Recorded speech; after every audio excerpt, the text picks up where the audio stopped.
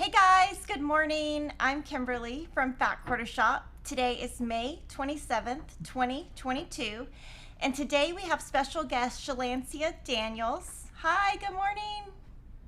Hey, good morning. How are you? Great. She's the founder and executive director of Creativity Shell. It's a nonprofit that helps prepare children for the future by teaching them essential life and practical skills. She has a background in costume design and is an educational psychologist, and she's designing fabric with Moda that you guys have probably seen because I used it in the Stronger Together in 2022. Her goal with her first fabric collection was to get kids sewing, so it's really bright, it glows in the dark, and all of her projects are designed to get kids sewing and get into making crafts. And we're going to have a trunk show, Q&A, all that fun stuff. So I think we're echoing though.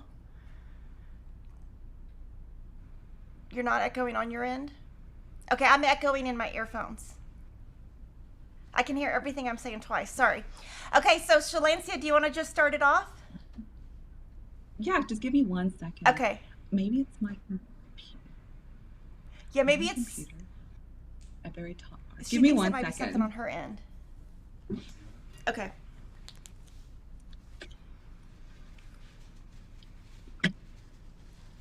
Okay. Is that better? Yeah, better. Perfect. Oh, Oh, yeah, perfect. perfect. It Thanks. fixed. Sorry about that. Yay.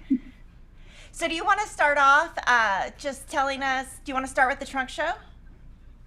Yeah, before I get into it, if you guys haven't heard about the Creativity Shell, like I really said, we are a nonprofit organization that we started in 2015 on a mission to use creative trades, sewing, quilting, textile arts to educate and inspire kids. We call them the next generation of makers.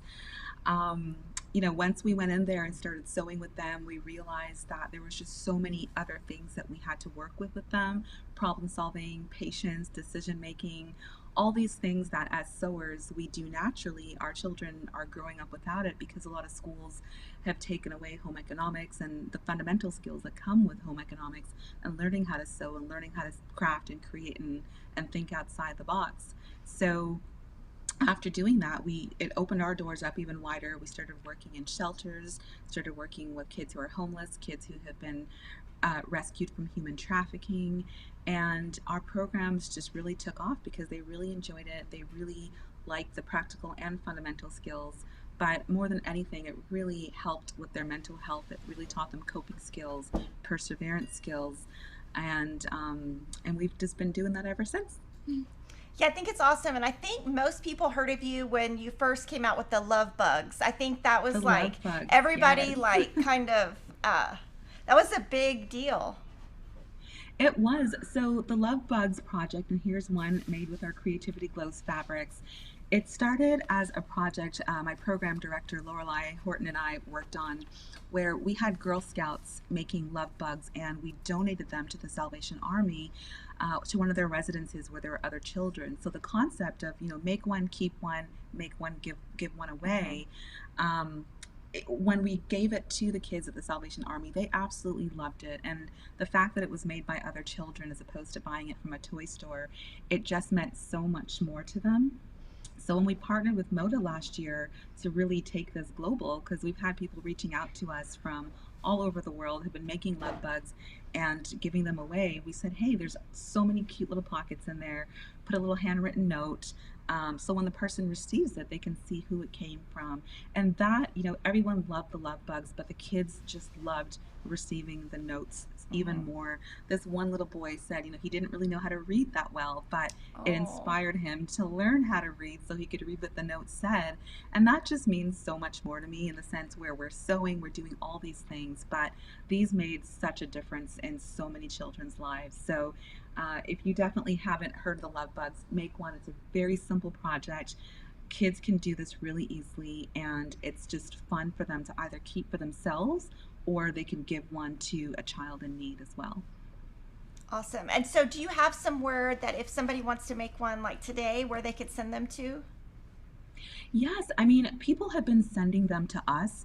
One of the things that I really want the stores to do, and if you have a store or in your local areas, is open up the stores, have a love bug bin, collection bin. So when people reach out to us in, California, Las Vegas, Hmm. people have been asking us, where can I get my hands on these?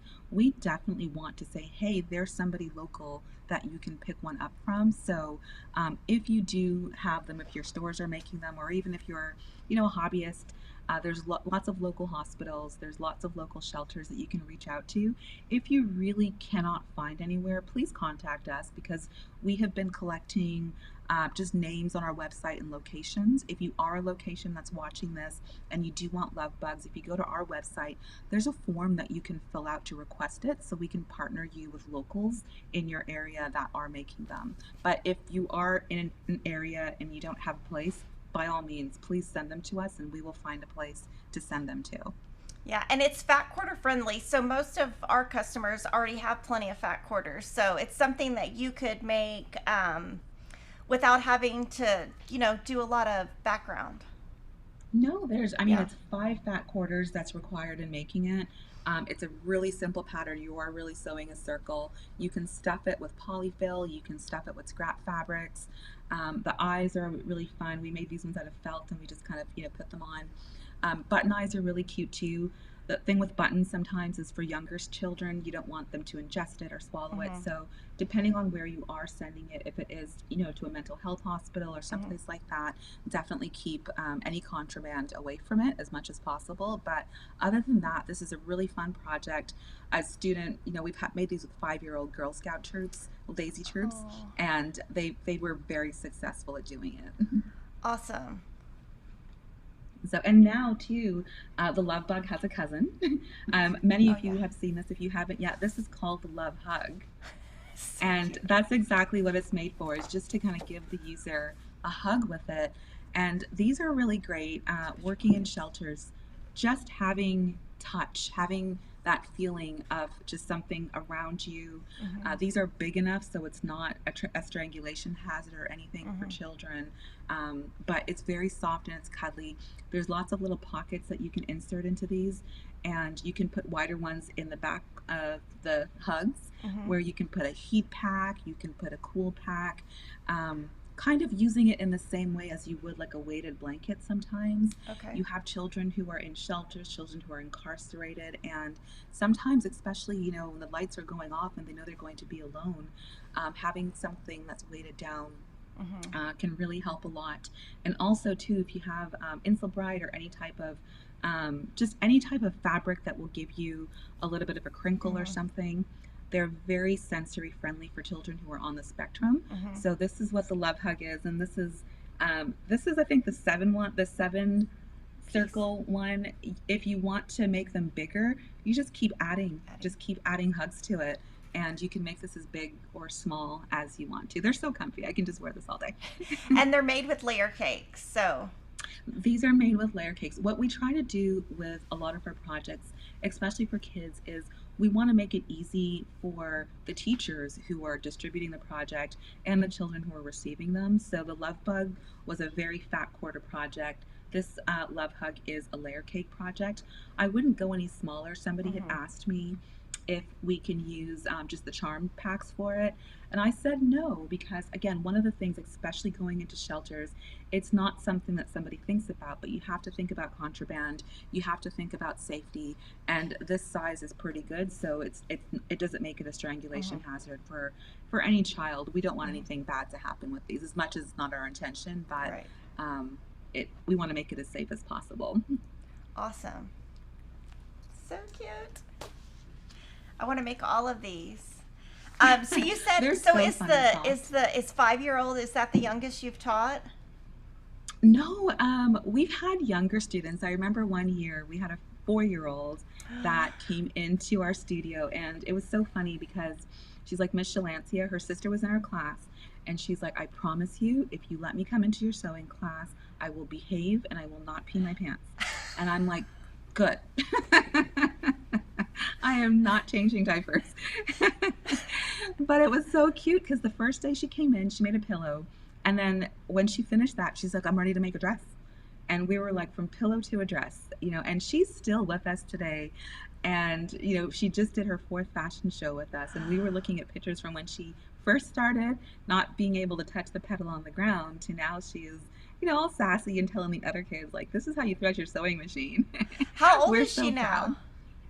now? She's about 8, Okay. 8 probably going on 9 around there. Awesome. That's awesome. So we have a lot of our students are really fun, and then we're opening a design center in the fall in our Kingwood studio, and we're working on this thing called Imagine Education, and it's called Imagine Preschool. That was the grant that I wrote for it, where we're going to open up our daytime working with 3 to 5-year-olds for preschool students, because one of the things that we've noticed is those 5-year-olds that started with us, by the time they're like 9 and 10 now, the skills that they have compared to the 9 and 10-year-olds who just begin with us are second to none. I mean, they're able to hold their scissors, they're cutting fabrics, where we'll have, even high school students that come in and they can't cut, they can't use a pair of scissors.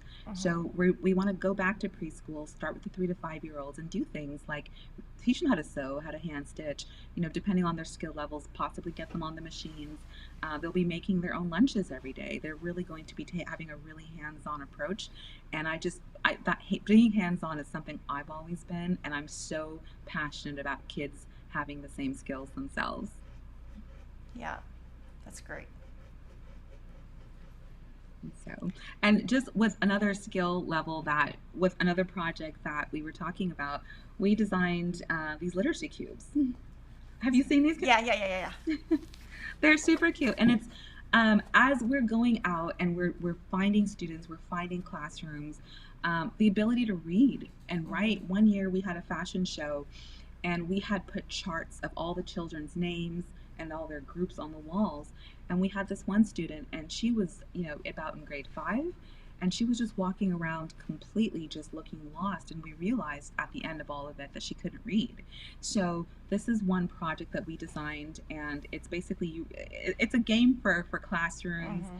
We encourage every student to basically have their game piece. Moda said it's kind of like Boggle meet Wordle. And you roll the dices, and we have game cards, and it's encouraging children to just think of words, think of different words, how to make words outside the box. And it's a fun game that for teachers, administrators, anywhere you have a gathering of children, the more children the better. So, and as each person rolls their cube and it lands on a letter, they basically try to find different words that comes with those letters.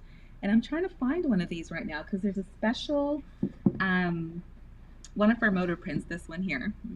If you use this, it's so funny. I call this the happiness print. It's a pet name for this project. Everyone calls it the sunshine starlight. But if you ever see me writing about this fabric, these ones here, I always say happiness because that's what it makes me think of. But if you have this one particular fabric and you are making a literacy cube, it's a free-for-all. It can be a letter. It can be any letter you want. You can change it with every rule. And kids have been coveting this because they just love it. You can only have one. One student wanted to make his whole cube like that. I'm like, no, only for one side. But we're asking all of these too. This is a project that, every classroom from K3 had a bin. This is something that children can do maybe when they're just sitting around. It reduces screen time. Sometimes teachers, when lessons are finished, they'll be like, here's an iPad. Well, this is something that they can do without being on a screen. They're learning new words and they're having fun with it and having a slight competitive edge to it as well by giving them game cards. Just, makes it a little bit more fun. But if you are sewing and this is a project that you want to take on, then definitely these literacy cubes are really good to start giving to some teachers. So when the kids put the letters on, are they gluing them down or machine stitching them? This one in particular, we used an iron-on, just an iron-on facing for it. Now, you can definitely glue them. If you stitch it, it lasts a lot longer. So it really depends. If for a classroom, though, you're perfectly fine with gluing it. And if you download the pattern, it also has the letters that you can cut out and print out or whatever you need for them. But gluing it or sewing it, either one is fine. Again, sewing it lasts longer than gluing. Yeah. But if you need to glue it really quickly, then you can definitely do that as well. And can you tell us a little bit about your fashion show that you do? Yeah, so our fashion show, it's called Creativity Rocks.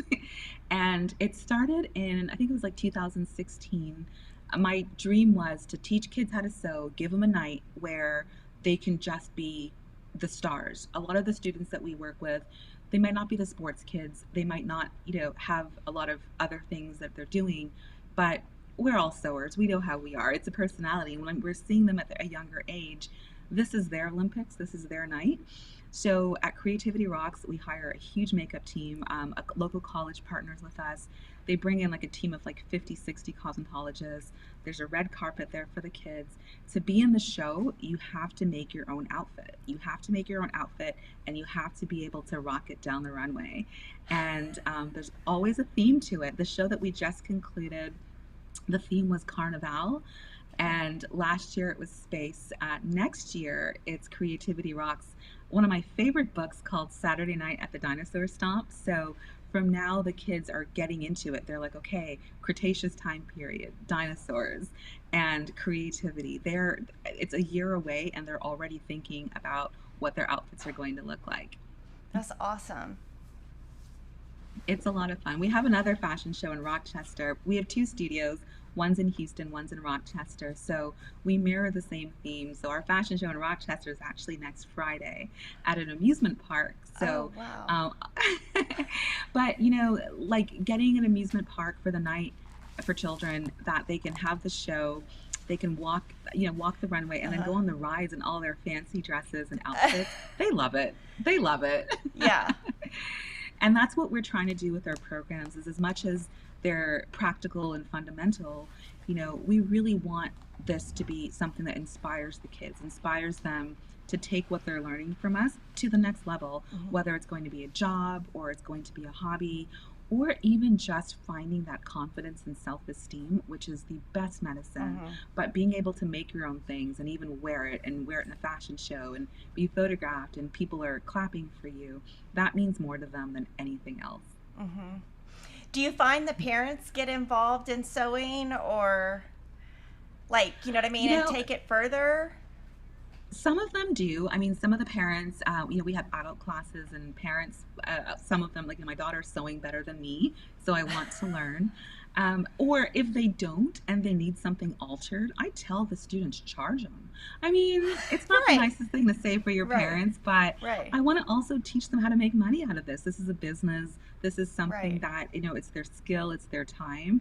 And, as opposed to like now, hey, you can sew. I'm like, if somebody wants an alterations, find out how much they're charging on the market and um, charge Yeah. them. Well, then they can We have afford to buy a sewing machine for themselves, or yeah. Right, right. We have a market. It's called the Munchkin Market, and we do it twice a year in December and in the springtime, and that's when the kids get to make all their stuff. We give them booth space, and we invite the public to come and shop from them. They make a lot of money, and the money that they make, they get to keep. It's all for themselves. So really finding real world projects and examples for the students to participate in has been so effective, because again, by December they know, like, this is where my holiday money is coming from. And they have their own business. They started, from start to finish of where they go, especially kids that do it the first year compared to when they come back the second year. They have clients coming out looking for their things. They have a ball, and they make a lot of money. So where is it? Is it that one's in Houston, right? Yeah, we haven't had it in Rochester in a couple of years, just with COVID. When we do it in December in Rochester, it's inside, it's at a mall, so they've been kind of closed down. But our Houston one has just been outside in our parking lot. Oh, We okay. have pop-up tents. So even during COVID, I was like, kids, we will social distance these tents and sell, and they came out in numbers, and it was just good for them to have something going on during that time, because so many things were closed. And we were just saying, hey, however we can keep you guys busy, just really putting that focus on mental health and how important it is. We did everything we could to just keep them just busy. They were Busy. making masks and they were selling them. When I looked at some online, one of my students had her mask business. I'm like, right on. That's So it made us really proud of them to see them taking, their skills that they're learning from us and making more out of it. So do the schools connect you with kids, or how are you finding the kids you work with? A bit of both. Now we have a lot of contracts with school districts. In fact, our problem is we have more contracts than we can even service. We need more teachers, we need more staff, we need a lot more funding in the Mm-hmm. sense that a lot of people don't really take sewing seriously. When we first started doing this, it was like, this is a nonprofit.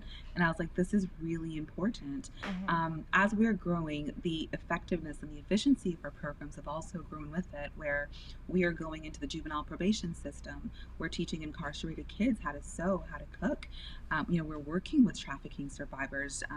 We are working with homeless students. We had a really great program a couple of years ago. We have a mobile studio. We have two of them, actually. If you haven't seen Jerry and Sherry, they're married, RVs. And, we had a program called Sewing in the Streets. And we were working with Covenant House and the Salvation Army, and we would go and park our bus just downtown Houston, and we had students, just coming in learning how to sew with us. When people are seeing that, the city's seeing it. It's not that we're saying, hey kids, we're forcing you to do this. They're intrinsically coming into our classes, and that has been so important that as people are seeing more of it, they're coming to our shows, they're seeing what we're doing.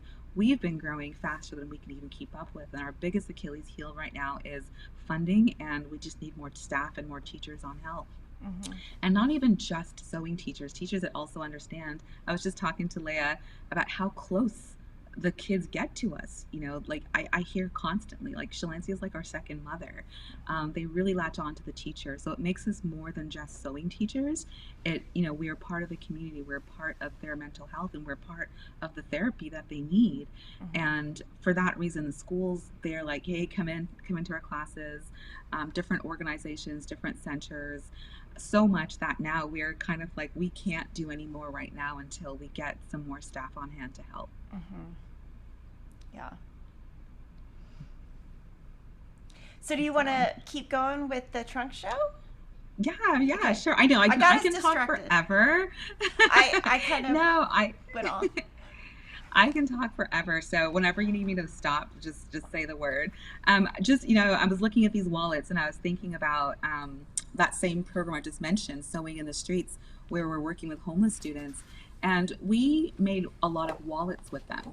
And what's so important about wallets and just being able to have a place to conceal your money, especially for children, is it's a good way to teach financial literacy, but it provides a sense of safety for them as well. This pattern will be available at the Fat Quarter Shop. It's you can use layer cakes to do it. It takes about 5 minutes. You have all these different pockets and compartments for cards and for cash.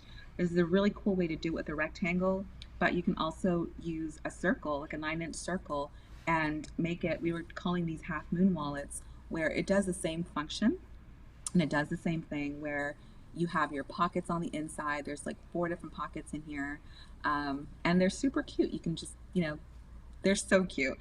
With this print too, again, the happiness print, but the starlight print, it glows in the dark. So Mm-hmm. if it's inside your bag or something like that, you'll see a little shine coming off of it. You can use whatever prints that you want, but if you are working with kids this summer and you want to teach a camp or a class, this takes me like not even 5 minutes. It might take a child maybe 15-20 minutes, but it's a very nice project. It's something, it's so practical. They can use it for their money, their summer money. They're having a lemonade stand. It just kind of keeps their funds in order. And you can do this in so many different colors, so many different variations. On these ones, I put like a ribbon string to kind of wrap it around. I'm very old school like that, but you can also add a zipper loop on it with a button that just hooks onto it, and it provides the same functioning. Uh, so But if you're making these and you want to even put like a magnet on here, there's so many ways to get creative. And if you start making it's after a series of folds and cuts. This is a very quick project that you can do.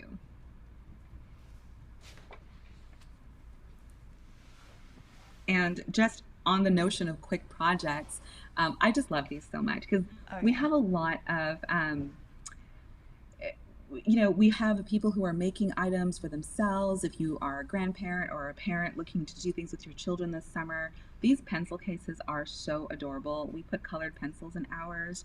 But even if you're making something to give away to a shelter, I say, like, as opposed to just giving a box of crayons or a box of pencil crayons, having just this little handmade holder for them, it's just so sweet and adorable. It doesn't take a long time to make. The recipient, it's something that you always keep because it's such a gentle keepsake for children as well. And if you're encouraging things like art and just things that they can do with their art and practicality, then definitely try one of these too. And again, some of our patterns are on Fat Quarter Shop already, but we haven't gotten them all up to there yet. So you might see a coming soon tab if you're looking and you're trying to figure out where to get a hold of some of these patterns. They will be on the Fat Quarter Shop website very soon. Yeah, and we put a link so that you could find all of her stuff at one time, like all her fabric, all her patterns, everything, all in one place. Awesome, awesome. And back to the love bugs too. We get a lot of questions because people want to see, can you minimize them? And if you do have the love bug pattern, this is the fat quarter version, but this is a layer cake version of this too. So if you do have the pattern, just you don't have to resize it that much, except from the circle part of it. But we've had a lot of questions and people have asked. Yes, you can definitely have smaller love bugs as opposed to the bigger full size ones. They're so cute. They are so adorable. I don't know what else. This little frog here, many of you have seen this from me and my sister designs. This is so adorable. It is filled, I believe, with rice as like a heat pack that you can do with it. And we got this from them, and it's just such an adorable project that you can do with the Creativity Glows fabric. So this is another really cute pattern as well that you can do with this. It's so cute. And one of the things I was trying to do with our trunk show too is a lot of stores contact us. They want to do summer camps. They want to know, what can we do with the kids this summer? Quick and easy projects, they go over really well, where instant gratification, you have to kind of think of it like a drug, and especially with this generation of children. You want to get them quilting. You want to do all this really great stuff with them, but they don't have the patience to do it. So when you're starting off with a small project like a love bag or a wallet or even a pencil case, it gets them going. It starts building that confidence and self-esteem, and then you can get into the bigger projects. But I definitely would not start off with just a huge project for them, because then you lose them and you want them to come back. You want them to stay. Yeah, I do agree with the instant gratification with this generation. It'll just keep them going. It really does. And for us, and I always say, and my husband too, that without Amazon Prime, I have nothing. And this is a behavior that we adopted, where our children, they grew into this. My daughter, for Christmas, she didn't send me a Christmas list. She shared her Amazon shopping cart with me. And it was brilliant. It was very click, click, click, buy, but it is a completely different generation. And when we're sewing with them, we always have to remember that as well. Yeah, and it cracks me up because, like, when my daughter was like 8, I remember she was like on the Amazon app on my phone, and I was like, what are you doing? She's like, we're 5 stops away. We're 4 stops away from whatever she ordered. And I'm like, what do you even, like, I didn't even know that was a thing. Like, I didn't even know that I'm just like, this is crazy. Yeah, my friend's son used their Alexa and ordered a ton of stuff to their house. I mean, a ton. And it's with Amazon not even saying, hey, is this a legitimate purchase? They just shipped it and charged your card for it. But the kids are like, yay, Alexa, you're my new best friend. Yeah, that's funny. But speaking of best friends, you can kind of see part of this in my screen. I love foxes. At my house in New York, there's a family of foxes that live next to us, and whenever they come out, they just had babies, and I am just so in love. We used it's so big. We used the Creativity Glows print for it, and it's nice because it glows in the dark. And we had a bunch of these bow ties just lounging around our studio. So my kids started putting them on their toys, and I'm like, oh, it's just so cute to do that. So this is also another pattern. It's called the Fantastic Mr. Fox. We will be sending the pattern over to Fat Quarter Shop, but this, again, It uses, if you want to minimize it, you could use layer cakes or you can use fat quarters to make it as well. And just some polyfoot. It looks a lot more difficult than it really Mm-hmm. is, but this is something that a child will be able to complete in like about an hour, hour and a half at max. But it's also a very big project that when they do it and they're able to complete it, they feel so accomplished just because it looks like it just took so much work. Mm-hmm. And it did take a lot of work to learn how to simplify it, but Mm-hmm. for them to sew it, it'll be a lot easier for them to do. Yeah. And I could see, like, if my kids had that, they would, like, put clothes on it. Like, I could see them dressing it up. Because, you know what I mean? Because Yeah. it's like their size. It's like the size of a kid. Yeah, absolutely. I had a box of just old baby clothes and my children's, hospital shirts and everything. And I came back and I saw them on their teddy bears. I'm like, these are mine. But they had a lot of fun playing dress up with it. Yeah. So I'm trying to think of, I You have have the like a tote bunch of bags. stuff. You have tote bags, aprons. I do. Yeah, yeah. So I'll show the tote bag first because this is, again, another really simple project for children to make. It is a fully reversible tote bag with pockets. And I believe I didn't quite use fat quarters for this, but you can use fat quarters. It would take 6. It's fully reversible. So you can use it on any side you want. The pocket will either be, there's always a pocket, one's on the inside, one's on the outside. And the straps, I did them contrasting. Whenever I start camps off, I usually have the students make a bag because with that bag that they make, they can carry all their stuff in it. Yeah. And this is a really cute bag because, whatever colors they choose, they can mix and match, they can contrast. With these pockets too, like this side has like a 3 pocket and the other side has like a double pocket. You can put as many pockets as you want, just don't make them too narrow. Mm-hmm. Um, and it's just so much fun. It's just such a fun bag. It's all cloth, all material. If you have students making this, they should be able to complete it in about an hour and a half for the absolute beginners. And it's just such a great fun bag. Yeah, and those would be great gifts that kids could make for like family members for like grocery bags. Yep, yeah, grocery bags, book bags, even just gift bags too. If you're giving a gift and you want to make a bag to Mm-hmm. put something in it, this is definitely something that they can do. I usually encourage kids that if they are making things, a lot of kids, and you can tell the different dynamics with them. Some kids just want to give things away, and some kids are like, it's mine, Yes. and trying to find that balance between both of them. Like, do I give this away or do you keep it? If I'm ever in that situation, I say, hey, make one for yourself first to keep, and Mm-hmm. then make something for somebody else. That way, you don't give it away and you're like, I want it back when you Mm-hmm. see them walking around with it looking so great. Yes. So these are fun. And then our aprons, we have a really great cooking program. It's called Creativity Cooks.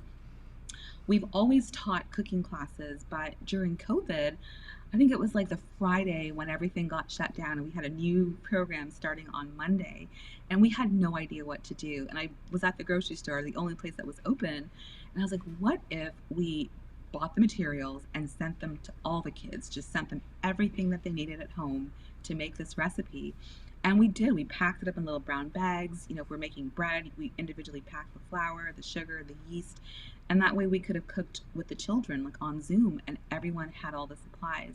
Well, that program took off. I mean, we got to a point between Houston and Rochester, we were delivering like 250 meal kits a week. But with that too, the juvenile probation system said, hey, this is a really good program for us because they were on lockdown and this was a way that we could get into the facility without actually getting in there to still Mm-hmm. teach classes. Fantastic. I teach right now 50 boys in the Harris County Juvenile Probation Department. They're just amazing. I mean, they're learning such valuable skills. They're learning how to cook and how to do breakfast stuff. We did French toast a couple of weeks ago, and I was like, this is something you go to IHOP, you can get a job doing. Like, you're doing really, really good. Mm-hmm. And some outside the box recipes. So with Creativity Cooks, we have some really cute accessories. These are miniature aprons. I can't really show it to you, with me wearing it, but they have like little pockets in the Mm-hmm. front. These little buttons are just here for the accessories and the band. I like when kids make these even for sewing classes because it helps them to keep all their things with it. And this pattern that we use for it is so simple. It We can make this in about less than half an hour. So you have beginners who are just learning how to sew. This is a really fun project for them. And with that, the two different variations of it, you can easily mix and match your colors and make the exact same thing. Where if you have a classroom of students, what I like to do is, like, if I have the fabrics and everything cut out, I'll say, you need one of this, pick the ones that you want, because you can still have the same things. You have different children, they have completely different variations of exactly the same project.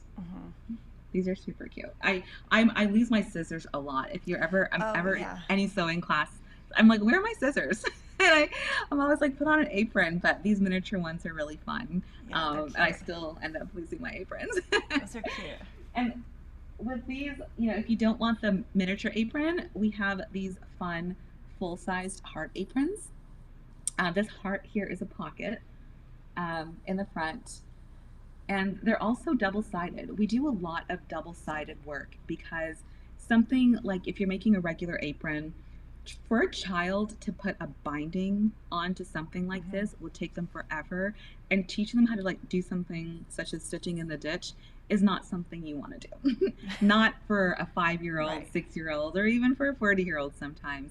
So we use a lot of double layering our fabrics to add a backing to things, but it also gives you a double-sided item that you can flip over, where you're doing the work once and you have twice as much of it in return, because if you ever want to switch sides, you can.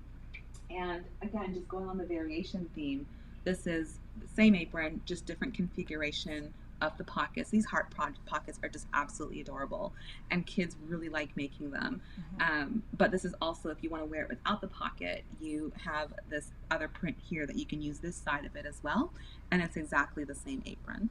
So cute. And just going with our double-sided items, these chef hats, looking for a pattern for chef hats initially, I was like, that is just next to impossible. It's so hard. But this is a really fun, simple pattern that we designed to make chef hats from. And it's also like reversible in the sense where you can flip this down and have this side of it. And we have the same base of it. You could have also switched the base if you wanted to, but a student, they can be cooking one day they're orange, next day they're pink, the next day they're green. They can flip their hats over, and the beauty of doing that is that you get finished edges all on the inside. So I do not like hanging threads. Lorelai works in Houston. She has this thing called quality control, and we have signs all over the studio, quality control, because if I see threads hanging down, that is one of my biggest pet peeves. So I love doing things that have two sides to them, so it really helps to do that, and it helps children to be a lot more successful in the sense that they're making something and it looks very professional, even though they might be 5 or 6 and they're able to make it. Yeah, and I love that you've taken patterns that are complex and simplified them, so they're doable. Yes, that when we first started, that was one of the first things that it's not like we reinvented sewing, we just kind of re-engineered the way that we're doing it. So if I ever have any problems with teachers, it's like, we want to teach it this way. I'm like, no, let's cut out steps 2, 3, 4, and 5, and we basically have the exact same thing, but without all those intricacies that, they can go back and learn those steps after. But if they're just starting out, like I said earlier on, we want to just be cautious and weary of their need for instant gratification. If they're spending hours and hours and hours trying to do something, like add a binding to it when it wasn't necessary, then it's better to spend the time on use extra fabric than it is to lose that child, because we want them to get into it. Like, the sewing has been declining for generations. We definitely want to get the kids back into it, and to do that, I'm not saying that we do it for them, but we can definitely help with the way that we're making them successful by changing the way that we sew with them. And you have some quilts, right? What's behind you? You have something right behind you that I think is really cute. That. Here. Yeah. I almost forgot about that. This is a wall organizer. And it's really awesome because, this starlight print, it also glows in the dark. but these are little pockets. And one of the things that we really try to do with our students is let them make things that they can use in very practical ways. So this, they can hang it in their closet. We attached just a hanger on there. They can hang it in their closet. They can put things inside of it for holding it. My daughter, she put like her shoes in there. You can really just use it to hold, you know, your items and things. And with the glow in the dark accent for it, if you ever had it on the wall or in your closet, it just adds that little bit of extra light at nighttime. One of the things, you know, when I was talking with Moda about putting the glow in the dark essence into our fabric, I was saying so much about children who are afraid of the dark. And just sometimes at nighttime, having a pillowcase or a love bug or something that gives them just a little bit of light, it just helps so much. Where if they just got taken away from their home or they've been in a traumatic situation, it gives them just something that they can see, something that they can sometimes touch and see to help them get through those difficult nights. Because I've been there with some of them, and it's hard. It's hard. Yeah. So, I am. Let's see, you've got pajama pants, dresses, shirts. Yeah, we have the pajama pants. These ones, it's a fun Moda pattern that they made. And these are so cute. I just love these prints so much. I love the black ones. And these little ruffles on the bottom. This is more of a project that if you want to make something for your grandchild or your children, this is more of like an intermediate to advanced sewing project. For kids, if you're going to do this, you could do the same thing. You wouldn't have to quite put the ruffles on the bottom just because it's really hard for them to do those pleats. But oh my goodness, if you do have the capability to add these pleats to it, go for it, because they are so adorable. And those are And from the Pajama Pants for Kids book. It's by Taylor Made, and we should have it in stock like in a week or two. Just so awesome, everybody's going to want to awesome. know where to get it. Those Yeah, are so they're cute. super cute. And this your loved pattern. This print, our curtains outside our studio in Kingwood, this is exactly what it looks like with these like squiggly lines and everything, except now it says you are loved.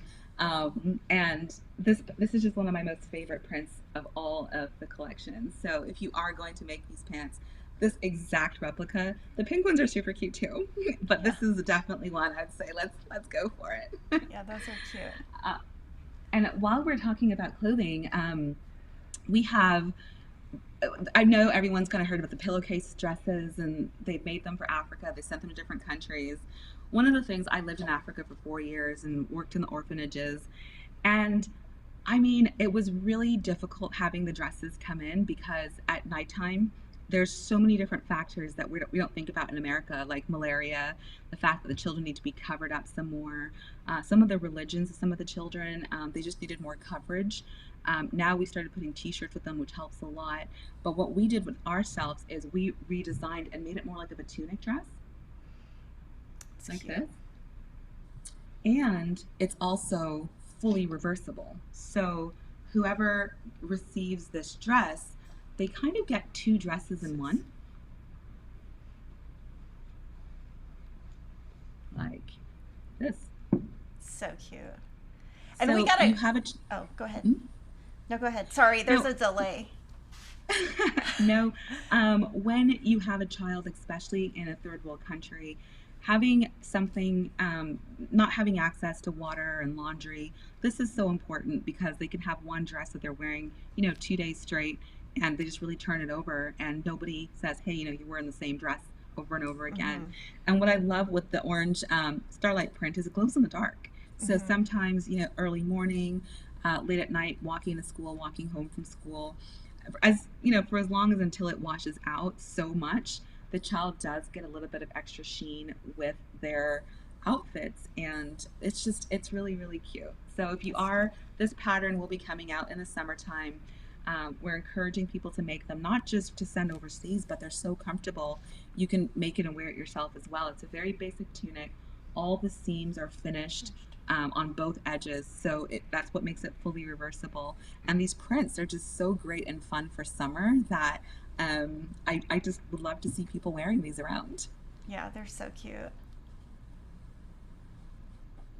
And we got a great comment. I wanted to share it.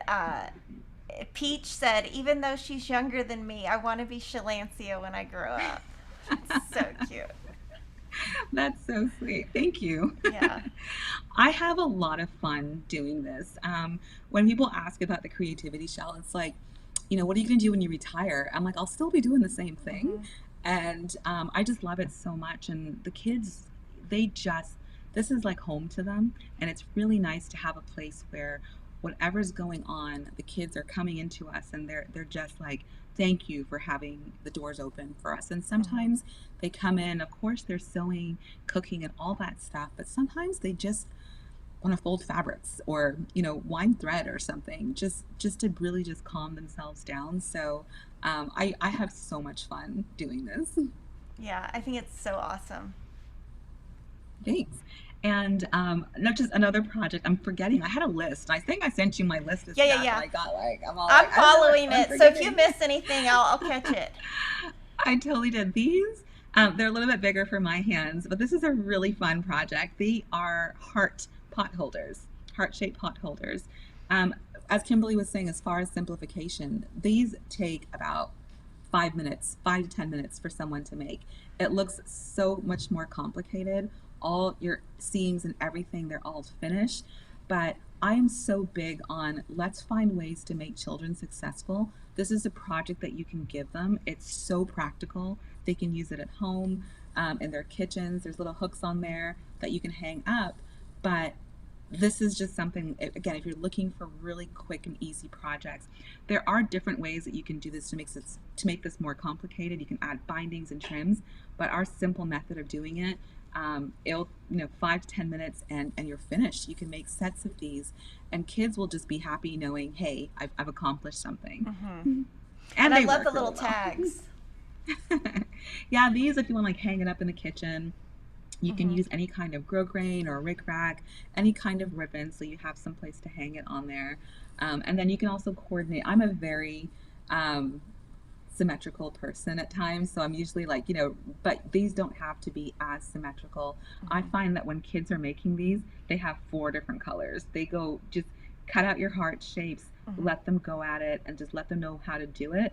It's a project that the first time you do it, you'll guide them through. And after the second, third, fourth, they are completely independent. And that's what you want with kids, is you want them to feel confident enough to say, hey, I can do this myself. So when you give them something like these or the wallets, that's a very repetitive step, they can do it, they can knock it out quickly, and before you know it, they're selling it to their friends. Mm-hmm.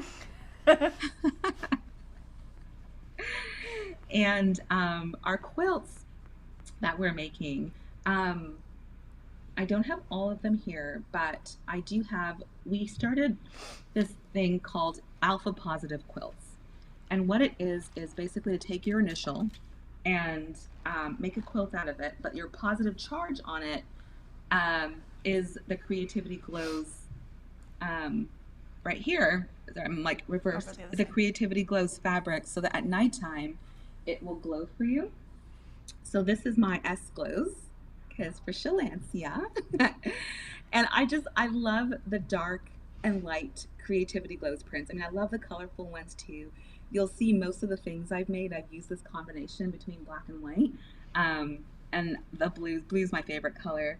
But this is something that we will have patterns for all the different alphabets.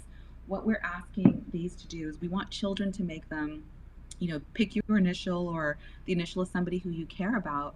As we have kids going off to college, just leaving home, just even in shelters and their houses, whatever you need, this is something that we want to just really put that positivity to it, and just teach kids to be positive with all the things that they're going through. My daughter, after that shooting in the school, she climbed into our bed. She's 11, and she climbed into our bed the other night, completely terrified.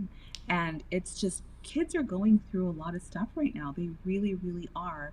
And when we can do projects like this, you're using charms. You don't have to really worry too much about pre-cutting. You can use any different configuration of colors. We've suggested the lights to the darks so you can make these. Um, Kind of, my screen is kind of off, but this is the S positive quilt, and I have another E positive one here too, just for kids and adults as well. If you want to put your initial and add that positive charge to it, then it's just something really fun to do. And with this being a baby quilt as well, it makes it a lot quicker for you to do it as opposed to something that's a little bit bigger. This one here. But it's a great way to get them started. Yes, this is our E-positive variant to it. But it's definitely a great way to get them started. It's fun, it's small, and these are more geared for, you know, not bedding or something, just hanging on walls.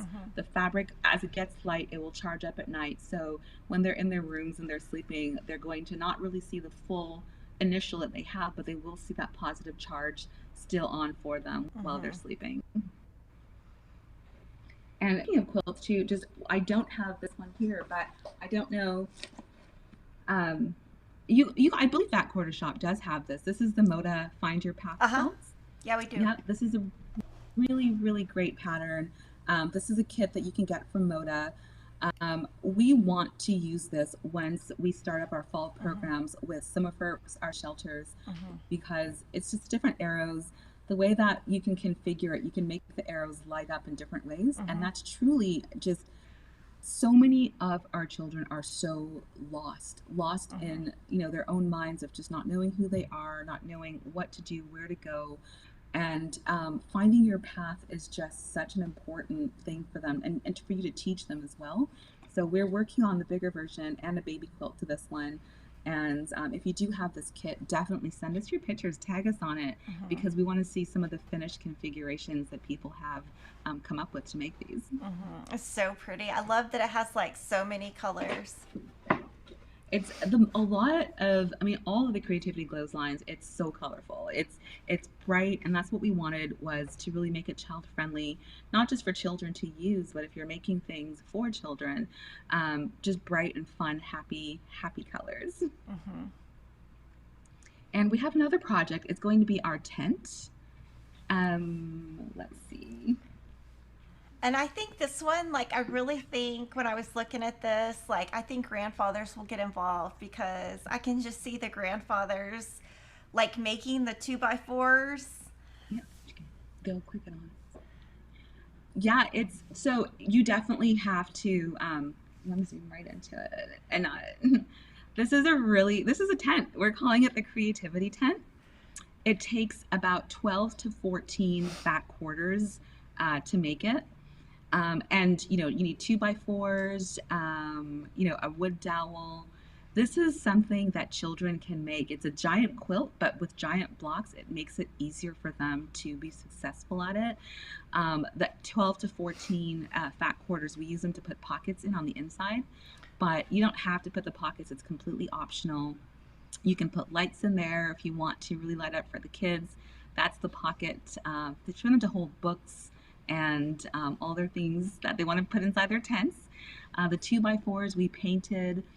This can open up a little bit wider, but we just with spacing and stuff, it really, we left it just where it is. But this is a design for children to, let's get back to the psychology. Let's get back to Maslow's hierarchy of needs, having safety, having comfort, having shelter, where they can put this up in their rooms, and no matter what's going through, they can go inside of it. They can read books. It can just be their own personal space.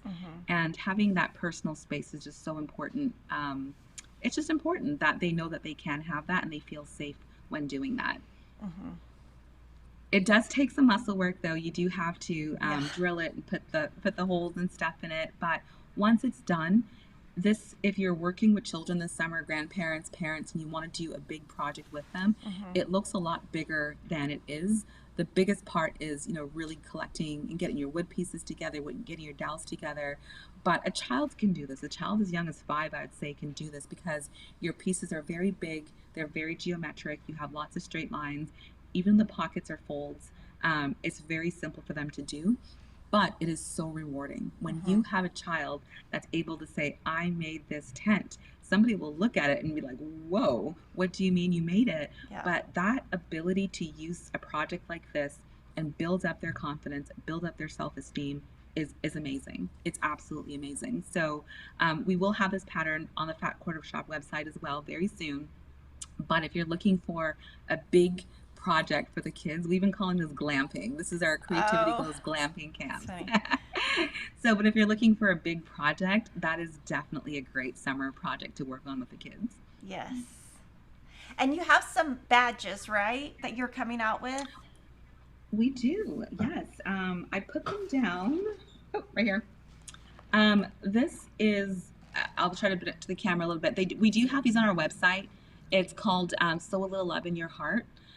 We are trying to raise money. Our Houston studio, we're trying to move into a new building. We want to build a facility that's a design center, but it's also a dedicated mental health center for kids where we'll be providing therapy, therapists, sewing classes, cooking classes. It'll just be a really safe space for kids to just hang out and be there, but they're learning skills at the same time. And we're encouraging everyone this summer, if you make something with your scout troop, or if you're making it for yourself or giving it away, to just go online and purchase one of these badges. You can wear it for yourself, you can give them away, but Sew a Little Love in Your Heart, it's just such a special thing for us, because so many times, whether you're teaching sewing or you're making something to give to somebody, that is just such a heartfelt thing to do. And it's just so important that we know that as sewers, we have these skills. Like right now, with everything that's been going on with the schools and children and things like that, I think it's time for the sewing community to really come out and say, this is what we can do. And I mean, yes, because I sew and all these things, but this is so important. I know for myself, when I've struggled, I've been through things, I will sit there on my machine.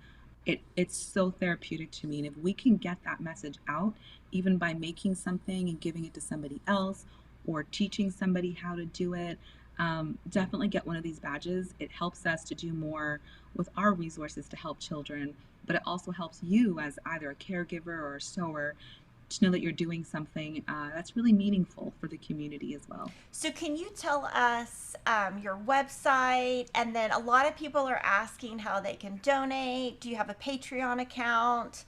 Like everyone's wanting, and then can we donate? People are wanting to know if they can donate fabric also, as well as money. Yes. We are able to keep the cost of our classes down by fabric donations. When we first started, I mean, we have our own fabric line, so please buy. But on average, we work with about 2 to 250 kids sewing a week.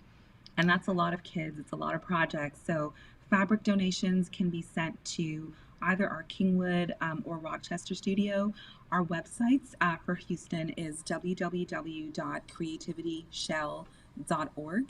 And our website for Rochester is www.creativityshelrock, like ROC.org. And you can send not even just fabrics, but like notions, threads. Right now, that as our children are getting older, we need scissors, like good Okay. scissors. When they were younger, they weren't able to really cut, and now they're cutting, we're like, oh, we need some really sharp scissors for Mm-hmm. them. We use a lot of threads, just storage bins, storage containers. But one of our biggest problems is we really just need more donations of just cash. We need to hire more teachers. We pay our teachers. We don't operate on just volunteer base, because we want teachers to be there. We want teachers to be committed. We want this to be a career and a job for them, because when our teachers are settled and they're comfortable, they're better able to help our children. And that's what we need right now more than anything. And just part of our moving, getting our badges, it just helps us to get the funding that we need.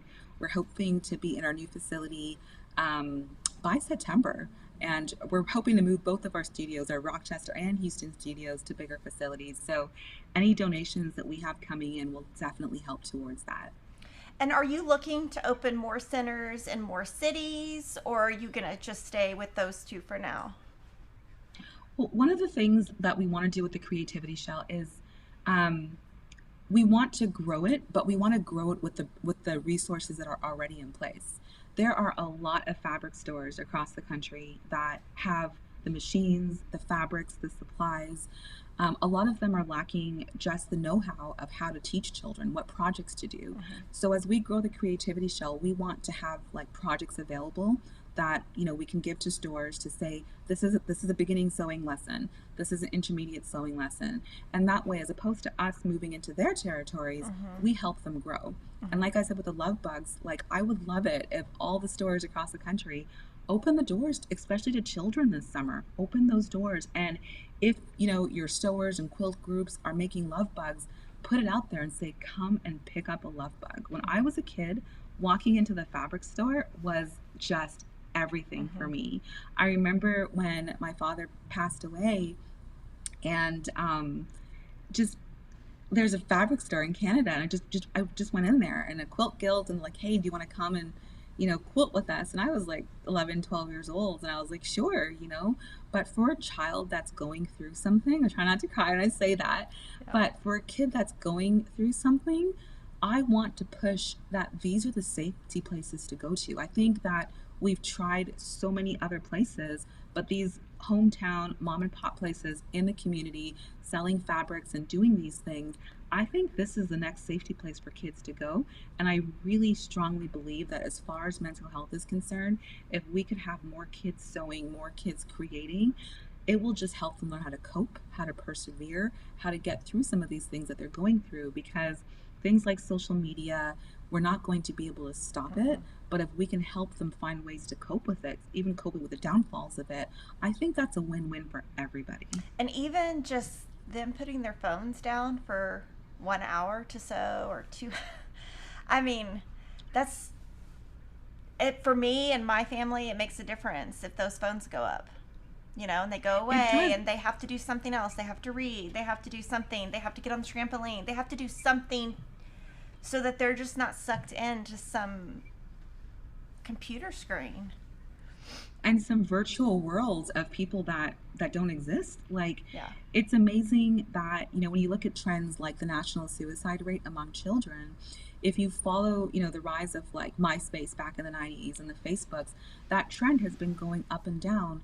But right now it's really up. And what really happens is that kids get to a point when they realize all these friends that I have on social media aren't my real friends. And because, that's happening and we haven't taught them how to cope with that, you have just two negatives, just making it even more negative. And I really fear for them. I just, these are things that we can not stop, because we're not going to be able to stop all the technology and the growth of technology, but we need to also make them stronger. I told a parent one time, this is really bad, but my mom asked, and she's like, what happens if my daughter sews her finger? I'm like, she'll only do it once. Like, that's funny. And it's true, because it's like, it hurts. But then the next time you're more cautious, you're more careful, you know how to look out for it. And I think that if I can teach a child how to sew their finger and recover from that, that is definitely a better start than dealing with, finding out that your best friend wasn't really your best friend. Two different situations, but the pain is still there. Agree. So I want to show, I don't know if you've seen it yet, but my Stronger Together quilt. So we're going to pop that image up. And so I made this and we donated it for UNCF earlier in the year. And thank you to the person who bought that. I had so much fun making it. And I think it's sideways. But super cute. And so what I did there is I just took all of the blacks and pinks out, I think, and the oranges, and just did blue. So that's something you can do. And that's a free pattern. It was designed by Cherise Spain, and that was a lot of fun. And then we did these little zipper pouches. I think they might be a little hard for kids because it has, what is that stuff in here? Sorry. Oh, heat and bond. So if the kid can do a heat and bond, I think these would work. And we just did a video on these and we featured your fabric. Those are super cute. Yeah, super cute. The only thing I would say is they're a little bit harder than your stuff just because of the heat and bond. Yeah, I think even me and heat and bond, I don't know. I'm not good with it either. I think everybody has like their that thing, and heat and bond is great. But after a while with my machines, I'm always like, come on, like, Yeah. but it's fun. Well, I feel like with the iron, I'm always using so much steam.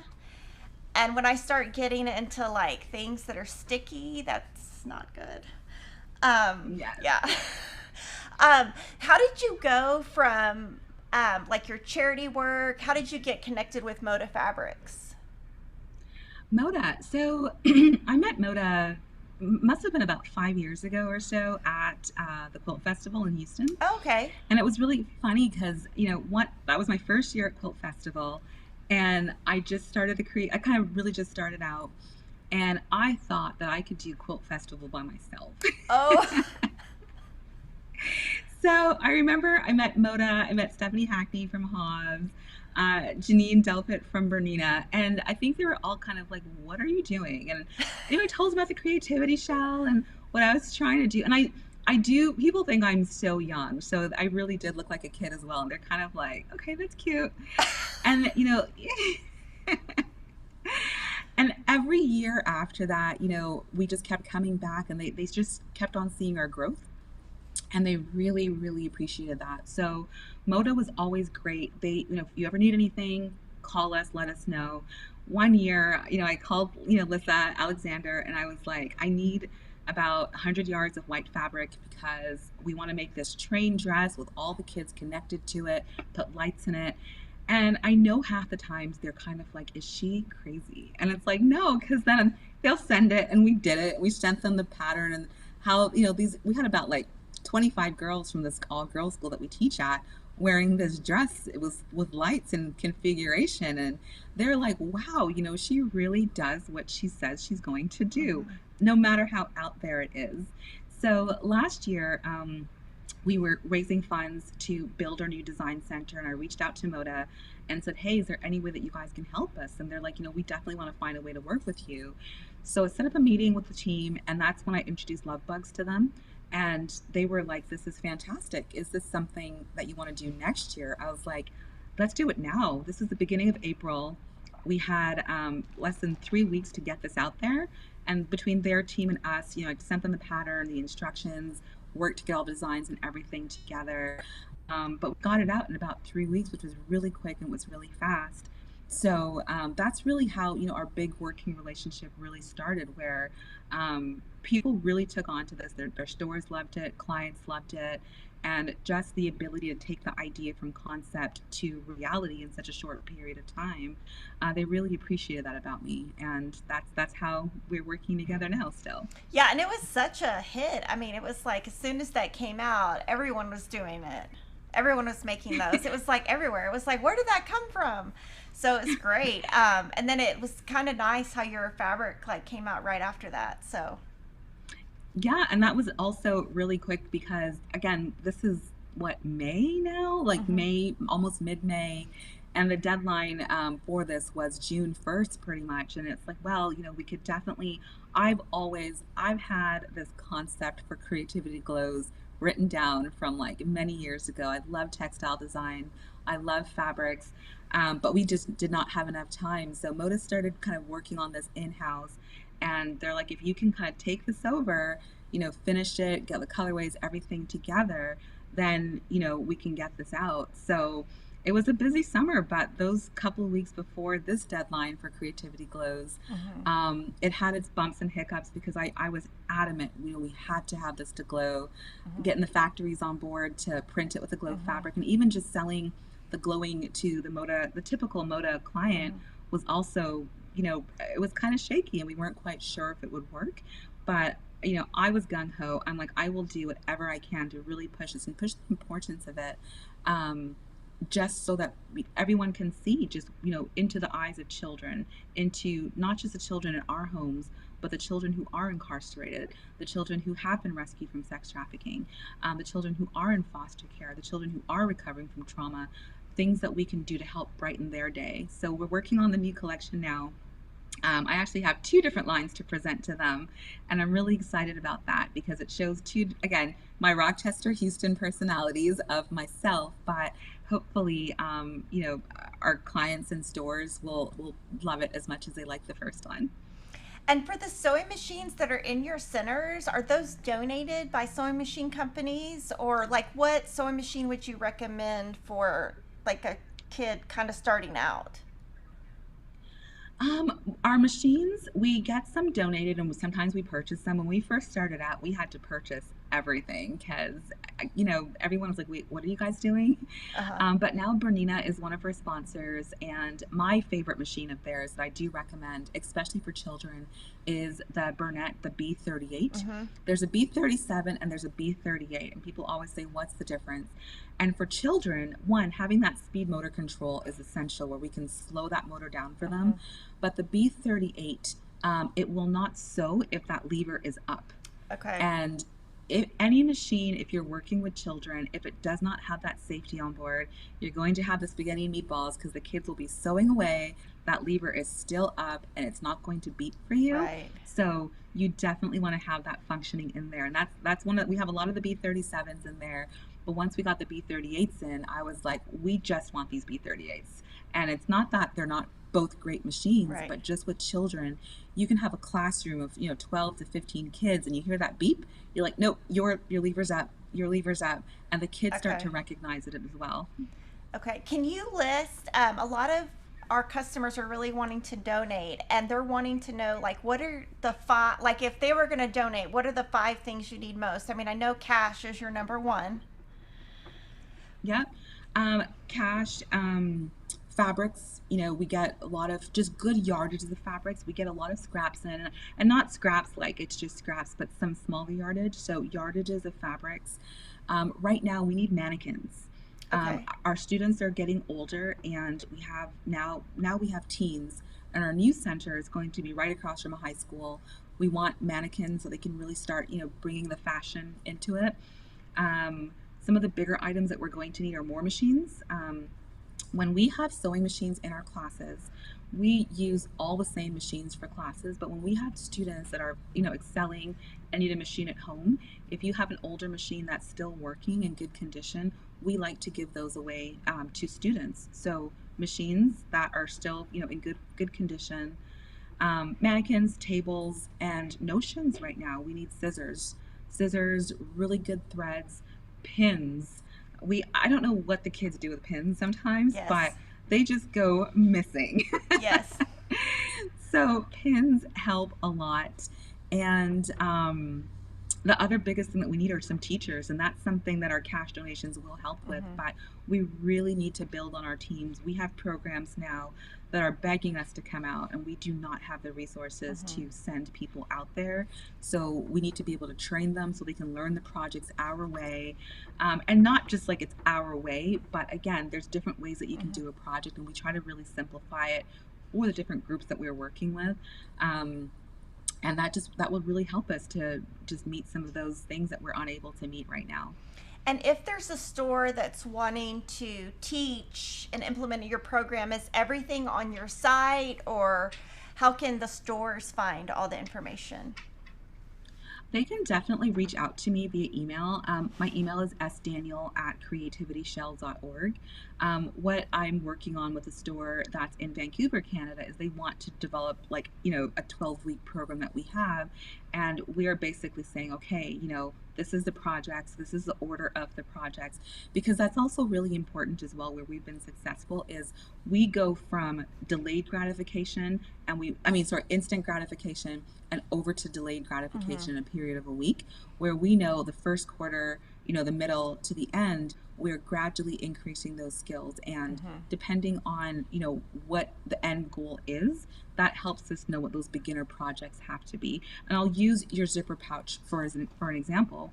If we know that's going to be a week 9 project and they're working with zippers and heat and bond, we'll put a project into week 2 or 3 that has some of those elements in there, so they're able to do it on a simpler scale, Mm-hmm. so that when they get to the bigger project, it's not so frustrating, Mm-hmm. and they would have already developed the confidence to say, you know what, I did this already, I can do it again, even though it's a little bit more difficult. And what do you see, like from your kids? You work with quite a range. Like, what do you see from, like, when they start to when they leave? Like, what kind of growth things do you think that are implemented that are going to help them in the future? Um, I end up seeing a lot of sass towards the end. It's like, "Ah, Miss Shelancia, no, this is not how I'm going to sew my button on." I'm like, look at you. Yeah. Um, one of our students, which is, just watching her grow, she was a homeschool student, worked with her when she first came into class. She barely spoke to me. Worked with her for a few years. Now she's one of our teachers. She's Awesome. teaching back. I was teaching a class with her and I'm listening to the words and I'm just like, oh my gosh, this is great. She had the lingo down packed, the mannerism with students, all of it. And that's the biggest extent of growth when I can see them kind of coming back and going out into the community, teaching what they've learned is essential. Another student, I remember when she came in, I was just talking to her mom a couple of weeks ago because she was in our fashion show. I'm like, this is a different girl. The shyness is gone. The confidence has increased. Like, when she started out, big baggy t-shirts to, if you saw her a few weeks ago at Creativity Rocks, like Carnival Queen. It Yeah. was it was just, and that is, for me, it's like they're my babies. A lot of kids will say, Miss Shelancey is like our second mom, and watching that growth in them and confidence. To answer your question in one word, confidence is the best thing. And when they come in, without confidence, without talking, looking at the ground, they're scared, they're crying. When I see them not crying and not scared and ready to talk to other children and share and do these things, that is the best growth of anything that I can say. And teaching for us is an Yeah. added bonus. And how do you think, I know this is probably a complicated question, but it's something I've thought about often, is how do we get home ec and sewing like back in school so that at least kids can be exposed to it? Because I was always exposed to sewing at a young age because both of my grandmothers and my mother sewed. So I was around it, but for kids who are never around it that might, love it, how do we get that back in schools? I think, when I look back and like, what makes the creativity shell successful, I think it's because we grade kids, but without grading them. As in, when home ec is in schools, it's a class, you have to go to it. You're not doing it because you intrinsically want to, you do it because you have to. I see when kids come to us, we get those kids that want to do it or might just be interested in doing it. And the way that we grade them is like, okay, they were in beginner sewing, we'll say let's put you in intermediate now because you've done this, let's do that. But even things like our fashion shows, there's no grade, it's not a competition, but if you want to be in the show you have to make the outfit. Mm-hmm. So the kids are working really hard to accomplish something because they want to get to an end goal, and that end goal, although there's no here's a pass or fail for it, um, I feel like that has been a little bit more successful than even having it in school where it's something that you have to do. You're getting taught by somebody who probably isn't really into it. Like the passion, when I'm talking to somebody, I can talk for hours, by the way. So, but when I'm talking to a child about sewing, I'm in it. I am like, you do this and this seam and this machine. And one of my students, I was telling her about Empress Josephine and the Empire waistline.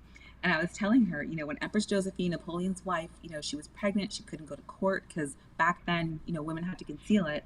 And she had her corsetiers raise that waistline.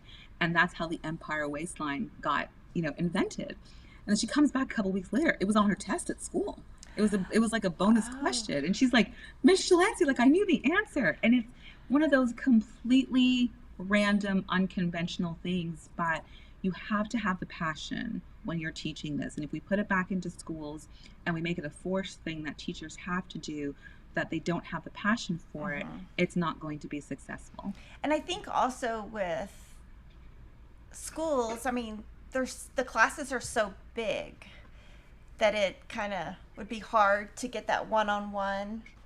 And I feel like it's also would be hard because like there's so many technology classes that kids take and they're so into that now that it's I think it'd be hard to compete to get It kids. would, I Yeah. mean, I think home ec is now called like home and technology.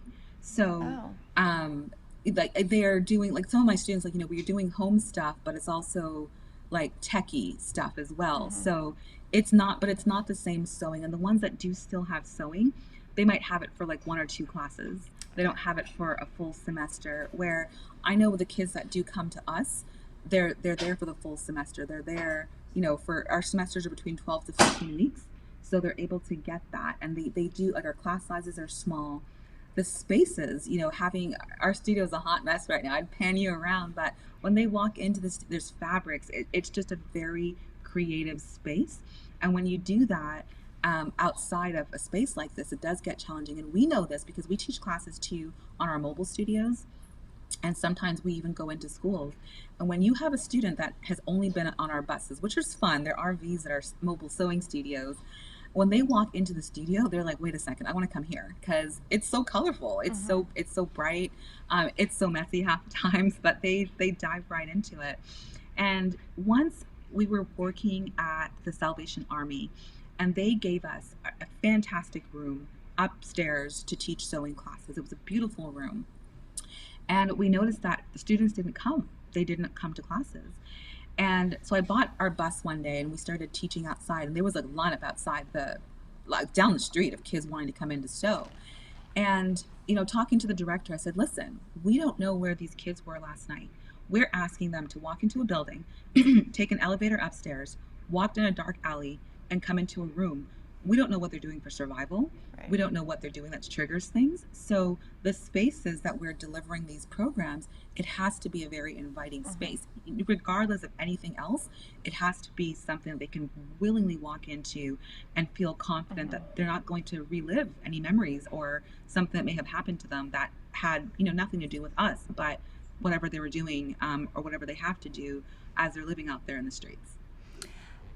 Can you give us all of your social media handles so that we can follow those? Sure, definitely at Creativity Shell on Facebook, Instagram, Twitter. We have at Creativity Shell Rochester, I think. It might be at Creativity Shell Rock. No, it's at Creativity Shell Rochester. Those are our two handles. And if you want to follow me personally, at Shelancia, either at Facebook or Instagram. That is the best way to get a hold of us. But definitely. Oh, and a lot of people are wanting your mailing address, but I did want to clarify, you need big cuts, not small cuts, right? When people mail fabric? If we can get some big cuts, it would be great. Okay. As we're diving into fall, our fashion show next year is the Dinosaur Stomp. So, okay. We want to take the kids back to the Cretaceous time period, and we need some bigs to do that. So some bigger yardages would be fantastic. Okay, so give us your mailing address, and we will, at the end of the video when we publish it, we'll put your address so that people watching later can just copy and paste it. Sure. Our mailing address, better to mail it to Kingwood, is 1580 Suite A, Kingwood Drive, Kingwood, Texas, 77339. And it's also on our website. If you go to creativityshell.org and contact us, our mailing address is on there as well. Awesome. Well, thank you so much for all the inspiration. It was so much fun. I think this is going to be great for grandparents, parents. Looking forward to your next fabric collection and working with you and hoping that we get a lot of donations sent to you to help you. Awesome. Thank you. Thank you so much. Yes. And like I said, if you donate, it's going to help us with our new center. We're moving from about 5,000 square feet to 20,000 square feet. It'll just have a lot of resources for kids. So any way that you can donate, it will go a long way, and it will really help the kids in our communities. Thank you. So thank you. And thank you guys so much for watching and for everything. Thank you.